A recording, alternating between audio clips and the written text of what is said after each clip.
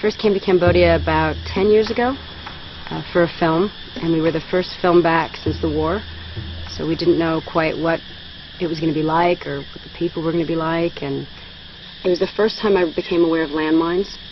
And I remember standing in a waterfall during one of our shots, and they said, just stay on this side of the waterfall, because that side of the waterfall is still hasn't been demined.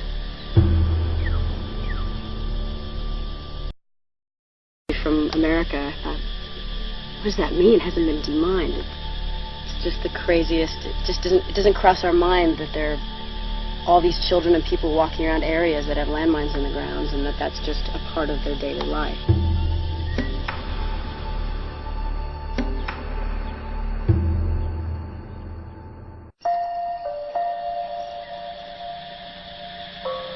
And many times you come to the poorest countries, like a country like this, and you find that families really spend time together.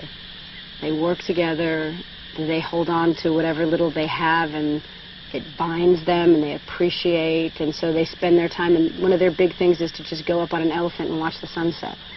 So sometimes the simple pleasures of life and not having very much tends to keep a family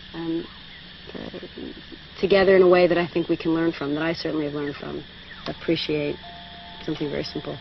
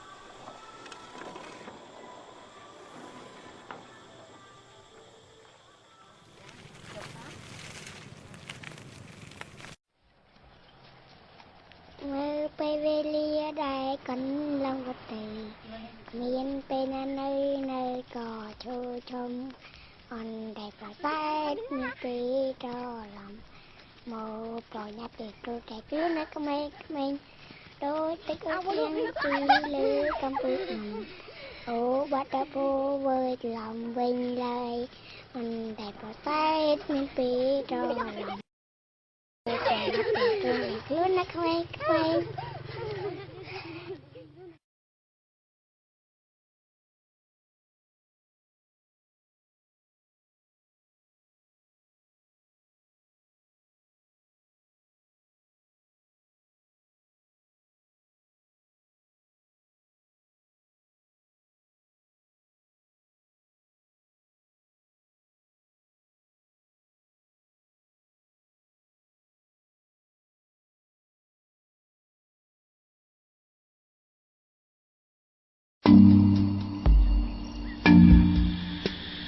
I'm always very excited when I'm on my way to some place that I've never seen. They always joke with me at the house anytime I get frustrated or I get upset about something or I feel like I've lost focus, I get my maps out. I've been given many a globe and a map over the Christmases and birthdays. But my dream has always been to cross the Sahara.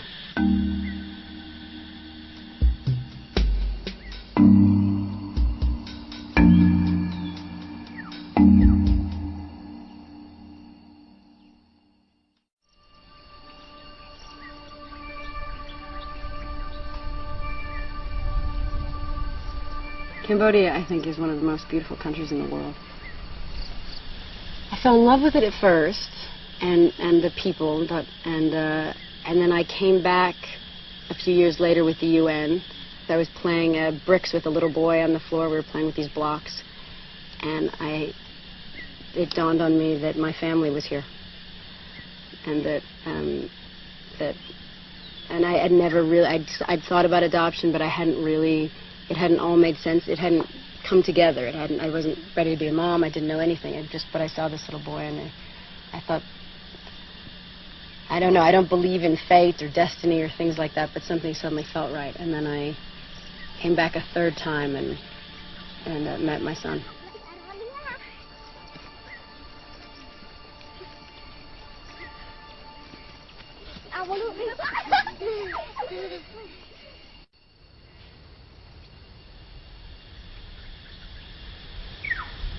Yeah, I try to experience, as much as I can and kind of adapt,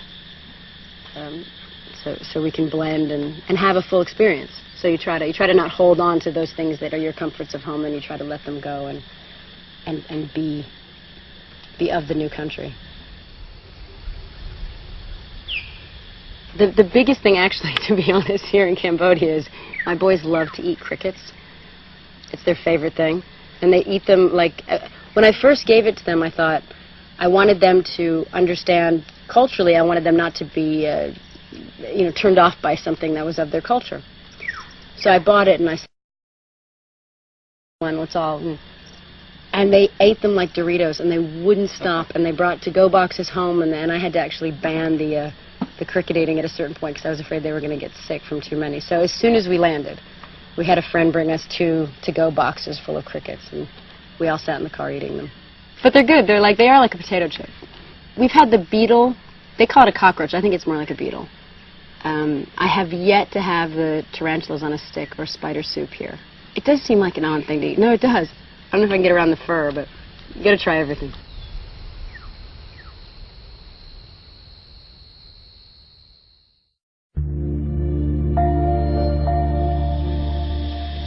It was a really, really big education for me in how much I didn't learn in school, because they'd touched on the Vietnam War, and they'd touched on maybe a little bit about Cambodia, but they really didn't, in the school I went to, get into depth about really what happened and really how much these people suffered and really how horrific it was. And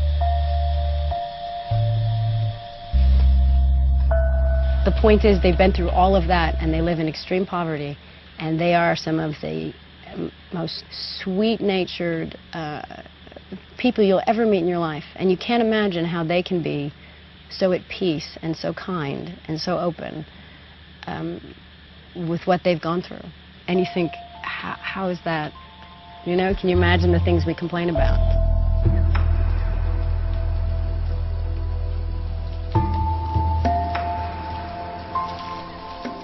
There's a very, very dark, heavy side to this country, but there's also a great deal of beauty and an extraordinary amount of good people doing great work and helping each other. And it is extremely important to focus on all that they do have that's beautiful, and all that they have accomplished, and all that they've come through, considering their past.